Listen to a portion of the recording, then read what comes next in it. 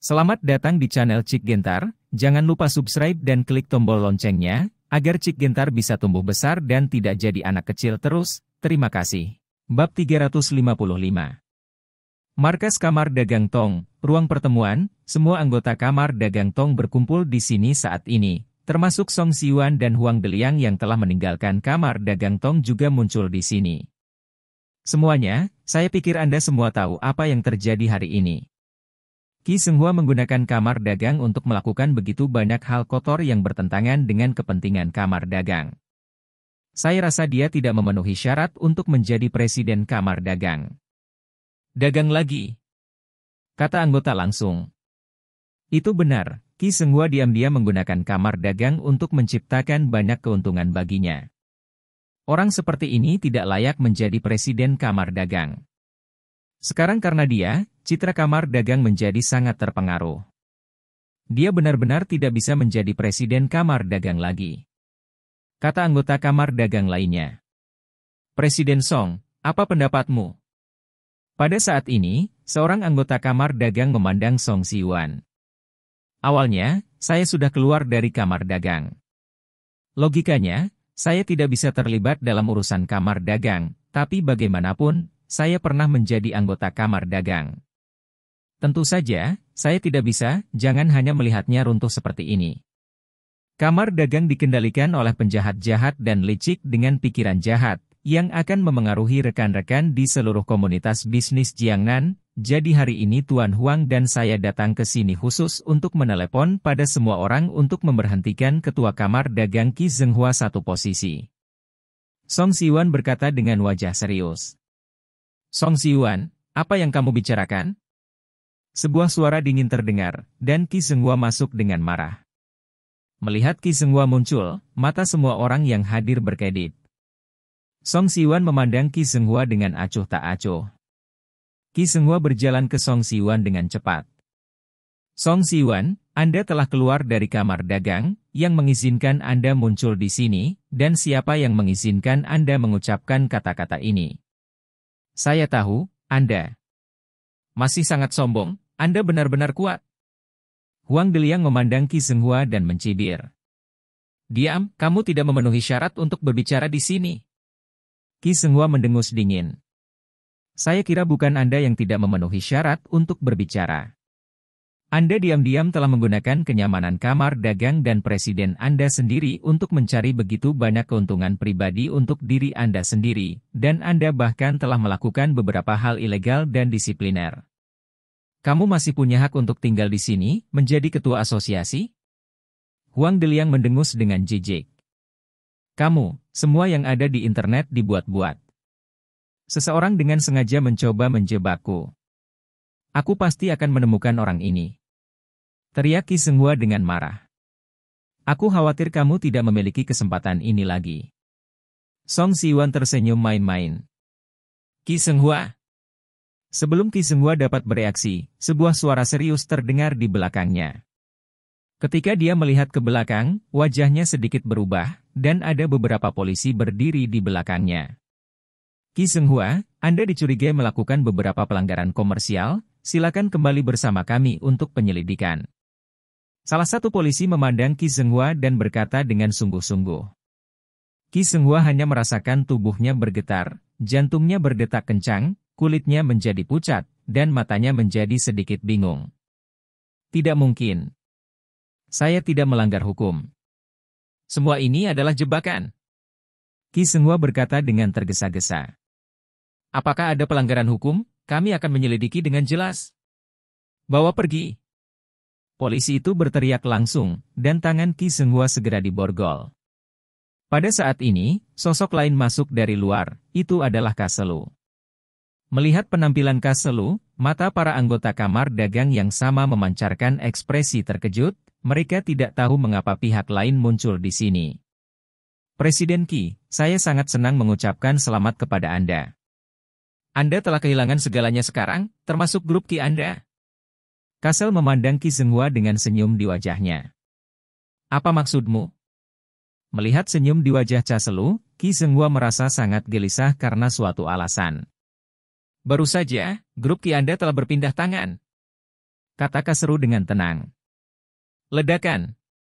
Tiba-tiba ada raungan di benak Ki Senghua, dan seluruh tubuhnya membeku. Bagaimana ini mungkin? Ki Senghua berkata dengan tidak percaya.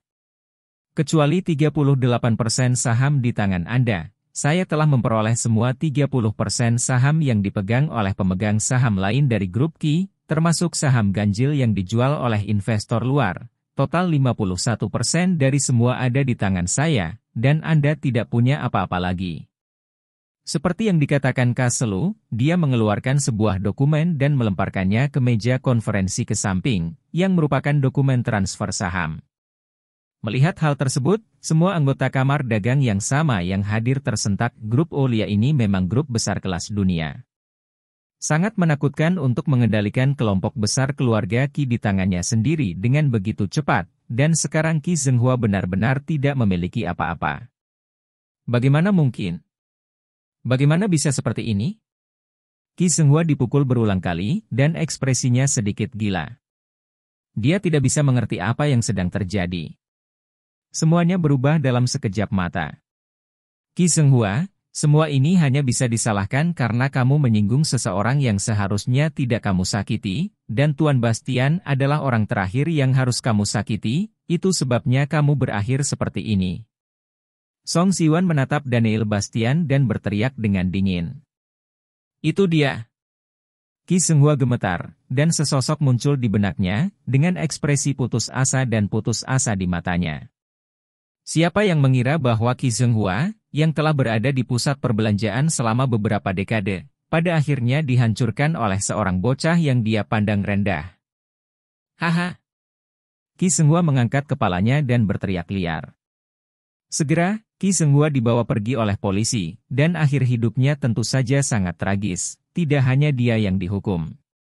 Pada akhirnya, dia menjadi gila di penjara, generasi tiran, sosok paling berkuasa di Shanghai, hanya karena dia menyinggung satu orang, berakhir dengan akhir yang tragis. Setelah Ki Senghua dibawa pergi, Kaselu berjalan ke kursi tempat Ki Senghua awalnya duduk, menatap semua orang yang hadir dengan tatapan yang sangat mengintimidasi, dan berkata, semuanya, sekarang saya mengendalikan grup Ki, saya harus dianggap sebagai kolega. Seorang anggota kamar dagang. Tentu saja Nona Kaselu adalah anggota kamar dagang. Seorang anggota kamar dagang dengan cepat tersanjung dan berkata, dan yang lainnya mengikuti. Nah, sekarang citra kamar dagang telah rusak dan posisi presiden kosong. Saya pikir kita perlu memilih presiden baru untuk memimpin kamar dagang keluar dari kesulitan ini, kata Kaselu dalam bahasa Mandarin yang fasih. Nona Kaselu benar. Saya menyarankan agar Nona Kaselu dipilih sebagai presiden. Saya tidak tertarik. Seorang anggota kamar dagang baru saja membuka mulutnya, malu. Di antara kalian semua yang hadir, saya tidak berpikir siapapun kecuali Presiden Song yang layak mendapatkan pekerjaan yang begitu hebat. Mari menjadi presiden, kata Kaselu dengan ringan. Segera, anggota kamar dagang yang sama saling memandang, lalu berkata satu demi satu. Benar, Presiden Song adalah presiden yang paling cocok. Saya mendukung Presiden Song untuk menjadi presiden. Saya juga mendukungnya. Presiden Kamar Dagang yang baru. Bab 356. Pada saat ini, Song Siwan menunjukkan ekspresi kegembiraan, tetapi dia tetap mempertahankan ekspresi tenang dan berkata, terima kasih telah banyak mendukung saya.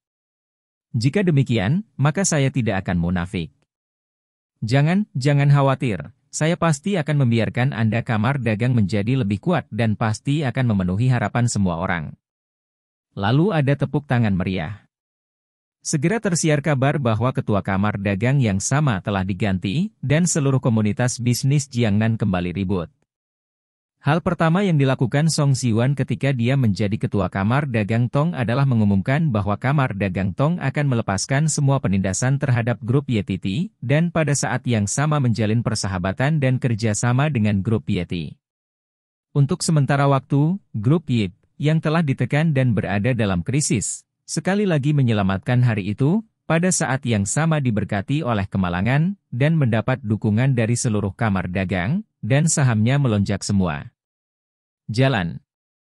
Di Suzhou dan Hangzhou, grup Bai, di kantor yang mulia dan mewah. Bai Zhixiong mengenakan jas putih dan berdiri di depan jendela dari lantai ke langit-langit berdiri di sini di sebuah gedung setinggi ratusan meter, dia merasa seperti berada di puncak gunung, membuat orang merasa arogan. Berdiri di belakang Bai Zhixiong adalah seorang pria berjas yang menceritakan semua tentang apa yang terjadi dengan kamar dagang. Menarik, dia benar-benar lawan yang tangguh. Aku suka tantangan. Bai Zhixiong sedikit mengangkat sudut mulutnya, menunjukkan senyuman, matanya dalam dan bijaksana, dengan rasa kota yang dalam. Tetapi di Tianhai, ketika San Ping dan Qi Huaing mendapat kabar tentang petir dari langit biru, mereka semua tercengang, dan mereka tidak pulih untuk waktu yang lama. Bagaimana ini bisa terjadi? Bagaimana ini bisa terjadi? Ayah! Qi Huaing bergumam pada dirinya sendiri, menangis dengan keras, air mata mengalir di matanya, rasa sakit kehilangan putranya belum berakhir, dan sekarang ayahnya mengalami kecelakaan lagi. Yang membuat Qi Huaing sedikit patah. Huaing, jangan bersemangat, jangan menangis sendiri, atau kamu akan membuat ayah sedih. San Ping menghibur dengan cepat. San Ping, menurutmu siapa yang melakukan ini? Qi Huaing menatap San Ping dengan tajam. Siapa yang paling diuntungkan jika ayah jatuh? San Ping berkata dengan wajah muram. Yip S Group? Qi Huaing menggertakkan giginya dan meludah. Itu benar, masalah ini pasti ada hubungannya dengan grup Yeti. Mata San Ping berkedip dingin. Grup sialan Yeti, aku tidak akan pernah membiarkanmu pergi. Qi Huaing meraung di bagian atas paru-parunya. Oke, Huaing, sekarang ayah mengalami kecelakaan, kekuatan kita sendiri tidak dapat bersaing dengan grup Qi. Kita harus berpikir jangka panjang, luangkan waktu kita, dan balas dendam UR dan ayah. Kata San Ping dengan sekejap mata. Ya. Qi Huaing menjadi tenang dan mengangguk. Saat ini, Daniel Bastian juga menerima telepon dari Song Siwan dan mengetahui semuanya. Presiden Song, selamat telah menjadi presiden baru kamar dagang. Daniel Bastian mengucapkan selamat melalui telepon. Tuan Bastian telah mengecewakan saya. Saya harus berterima kasih kepada Anda. Jika bukan karena Anda, saya tidak akan pernah menjadi presiden. Saya telah menghentikan semua penindasan terhadap Tuan Yeti oleh Kamar Dagang. Aliansi kerjasama. Oke, terima kasih, Presiden Song. Daniel Bastian tersenyum dan menutup telepon dengan senyum jahat di bibirnya. Tuan Bastian, CEO sedang mencarimu. Saat Daniel Bastian masuk ke grup YTT, sosok Hili muncul. Daniel Bastian mengangguk dan datang ke kantor Rizka Yeti. Di kantor ini, selain Rizka Yeti, Yeti Tianchen juga ada di sini.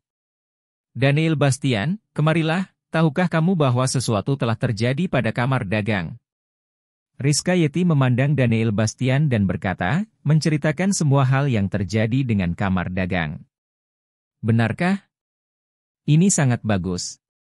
Krisis keluarga Yeti telah teratasi, dan kamu tidak perlu khawatir lagi. Kata Daniel Bastian sambil tersenyum. Apakah masalah ini ada hubungannya denganmu? Apakah kamu melakukan semua ini? Rizka Yeti memandang Daniel Bastian. Apa? Kakak, kamu mengatakan bahwa masalah ini ada hubungannya dengan dia, bagaimana mungkin? Apakah dia memiliki kemampuan yang begitu hebat? Yeti Tianchen mendengus dengan jijik ketika mendengar kata-kata Rizka Yeti. Jika kamu tidak berbicara, tidak ada yang akan menganggapmu bodoh. Daniel Bastian memelototi Yeti Tianchen. Kamu. Yeti Tianchen memelototi Daniel Bastian dengan marah. Apa yang kamu lihat? Aku memerintahkanmu sebagai kakak iparmu, keluar.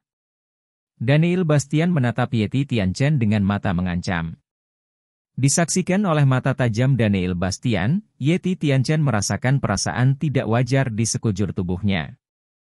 Oke, Tianchen, kamu keluar dulu. Kata Rizka Yeti. Yeti Tianchen bangkit, melirik Daniel Bastian, dan berjalan keluar. Mengapa kamu selalu mempersulit dia? Rizka Yeti memandang Daniel Bastian dengan bingung. Orang ini yang tidak bisa bergaul denganku, dan sangat tidak masuk akal untuk memperkenalkan seseorang kepadamu. Cukup bagus aku tidak memukulnya. Daniel Bastian melengkungkan bibirnya. Kamu benar-benar hanya tahu bagaimana menyelesaikan masalah dengan kekerasan. Kadang-kadang itu tidak masuk akal, tetapi kekerasan dapat menyelesaikan masalah dengan lebih efektif. Daniel Bastian terkekeh. Ngomong-ngomong, kamu belum menjawab apa yang baru saja aku katakan. Apakah masalah ini ada hubungannya denganmu? Kata Rizkayeti, matanya tertuju pada Daniel Bastian. Bagaimana mungkin ada hubungannya denganku? Aku hanya orang biasa, bagaimana aku bisa memiliki kemampuan yang begitu hebat? Daniel Bastian menggelengkan kepalanya. Jangan berpikir bahwa aku sangat mudah ditipu. Masalah ini pasti ada hubungannya denganmu. Daniel Bastian, siapa kamu? Kemana kamu pergi ketika kamu menghilang puluhan tahun yang lalu? Yi Feng warna aneh melintas di matanya. Siki memberitahuku, siapa kamu? Rizkayeti memandang Daniel Bastian dengan rasa ingin tahu di dalam hatinya. Jika kamu ingin tahu siapa aku, pertama-tama kamu harus menjadi wanitaku, dan kemudian aku akan memberitahumu ketika kamu menjadi wanita sejatiku. Mulut Daniel Bastian mengungkapkan senyum jahat. Kamu. Rizkayeti sedikit tidak sabar. Oke, tidak apa-apa, aku pergi dulu, jika kamu benar-benar ingin tahu, pintuku akan terbuka untukmu kapan saja di malam hari. Selamat datang. Daniel Bastian. Pergi dari sini tanpa mengucapkan sepatah kata pun. Sialan, bajingan besar. Rizkayeti sedikit tersipu, dan diam-diam meludah. Mata berkedip sedikit, Rizkayeti jatuh ke dalam semacam kontemplasi. Jepang, Kyoto. Kogazong, di sebuah rumah kayu. Tuan dari sekte Koga, Mayu Matsumoto, sedang duduk di sini mengenakan kimono, dengan set teh di depannya, dan sedang membuat teh. Hantu bayangan hitam muncul di sini, membungkuk dan berkata, Suzerain, misi mereka gagal, dan mereka semua kehilangan lengan. Oh, siapa yang melakukannya? Kata Matsumoto Mayu dengan tenang. Iga Hideko. Sepertinya kekuatannya tidak sederhana. Matsumoto Mayu mengambil cangkir teh dan menyesapnya perlahan. Menurut perkenalan mereka berdua, Iga Hideko memiliki pedang roh kelas menengah di tangannya, dan target yang harus ditangani tidak lebih buruk dari kekuatan keseluruhan Iga Hideko, dan kekuatan tempurnya sangat kuat. Bayangan hitam mengeluarkan suara dingin. Bab 357. Iga Suzumi cukup pintar. Dia bahkan memberi putrinya pedang roh. Sepertinya dia berharap aku akan melakukannya. Matsumoto Mayu meletakkan cangkir teh dan berkata dengan datar. Di mana Iga Hideko sekarang? Saya telah kembali ke keluarga Iga, dan sepertinya saya sedang mundur. Saffron, apakah Anda ingin mencari kesempatan untuk menyingkirkannya? Bayangan hitam itu mengeluarkan suara dingin. Tidak perlu, jika kamu melakukannya sekarang, kamu hanya dapat memprovokasi pertempuran antara klan Koga dan keluarga Iga. Meskipun keluarga Iga tidak sekuat sebelumnya. Hubungan, mari kita urus perlahan, hanya Hideko Iga, tidak peduli seberapa berbakatnya dia tidak bisa membuat gelombang apapun. Mayu Matsumoto menggelengkan kepalanya dan berkata, Ngomong-ngomong, Saffron, apa yang harus kita lakukan dengan anak itu? Penampilan benda itu? Matsumoto Mayu berkata dengan suara yang dalam. Ya, Saffron. Setelah sosok hitam itu selesai berbicara, sosoknya menghilang di tempat. Tianhai, di sebuah pabrik, Daniel Bastian datang ke sini dengan seekor harimau besar dan 2 harimau. Tuan muda. Sosok singa liar muncul di depan Daniel Bastian. Di pabrik ini, 100 anggota korps tentara bayaran San Huang terus melatih dan meningkatkan kekuatan mereka. Pabrik ini telah diubah menjadi pabrik pangkalan kecil. Bos, siapa mereka? Dahu dan Erhu memandangi sekelompok orang dengan ekspresi bingung. Mereka semua adalah orang-orangku. Aku membawa kalian berdua ke sini hari ini untuk meningkatkan kekuatan kalian. Kalian berdua terlahir dengan kekuatan supernatural, yang tidak terbatas, tetapi kalian tidak dapat merangsang dan menggunakannya. Singa gila, kamu bertugas membimbing mereka berdua, dan kamu harus sepenuhnya merangsang potensi dan kemampuan mereka. Kata Daniel Bastian sambil melihat singa liar. Ya, Tuan muda. Wild Lion mengangguk. Beberapa pil di dalamnya digiling menjadi bubuk dan direndam 3 kali sehari untuk mereka berdua. Daniel Bastian mengeluarkan botol obat kecil dari tubuhnya dan menyerahkannya kepada Guangxi. Setelah itu, Daniel Bastian mengeluarkan buku lain yang penuh dengan kesederhanaan primitif, yang di atasnya tertulis 4 karakter miring Tongarm Shenkuan. Anda dapat menggunakan latihan Tongarm Shenkuan ini untuk berlatih. Latihan ini dapat sangat meningkatkan keefektifan tempur Anda bila dikombinasikan dengan kekuatan ilahi alami Anda. Saya diam-diam mengeluarkannya dari tuanku, orang tua. Anda harus berlatih keras, jangan hidup sesuai harapanku. Daniel Bastian memandang kedua harimau itu dan memerintahkan mereka. Bos, jangan khawatir, kami berdua pasti tidak akan mengecewakanmu. Kami akan menjadi sekuat dirimu, dan jika ada yang menindasmu, kakakku dan aku pasti tidak akan melepaskannya. Erhu tampak berkata dengan tegas. Duhu juga mengangguk, menatap Daniel Bastian. Aku yakin kamu tidak akan mengecewakanku. Daniel Bastian menepuk bahu keduanya dengan senyum tipis di bibirnya. Pada saat yang sama, Tianhai, keluarga Shen.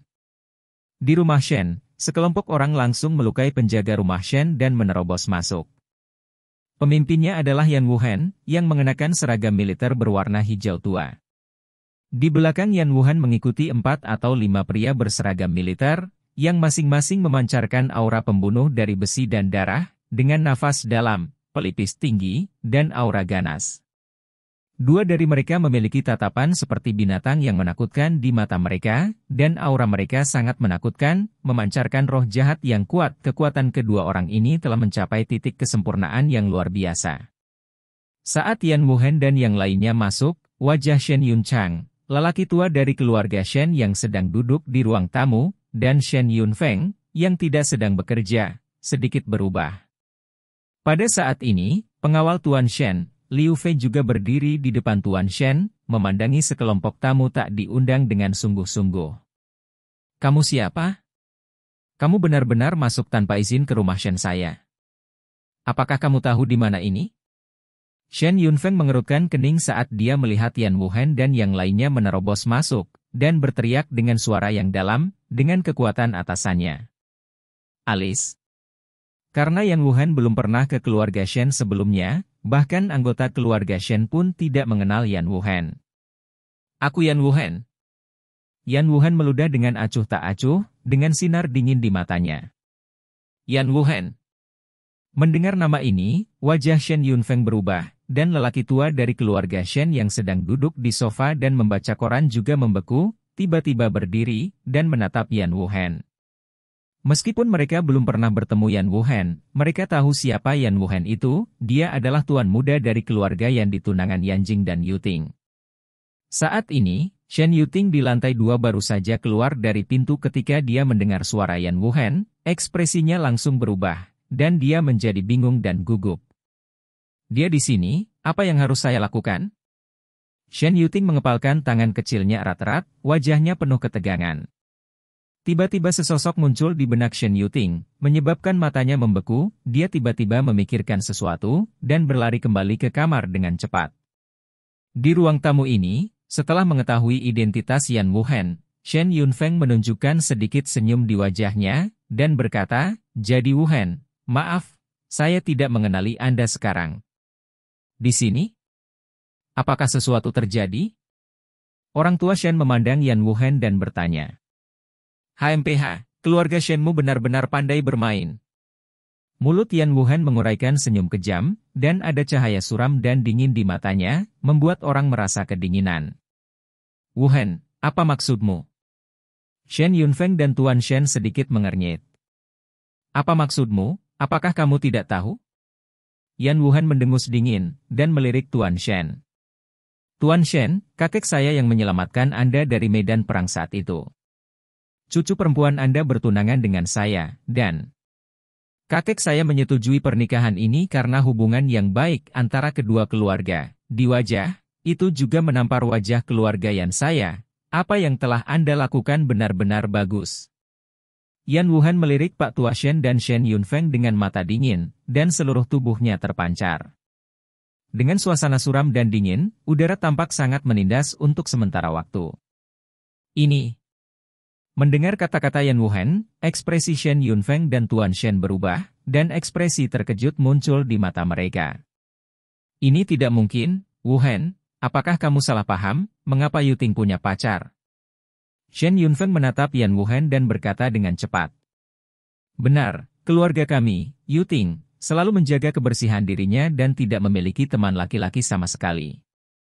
Pada saat ini, Ibu Shen Yuting, Mei Fangting, berjalan mendekat, mengerutkan kening, dan meludah dengan tatapan kebencian.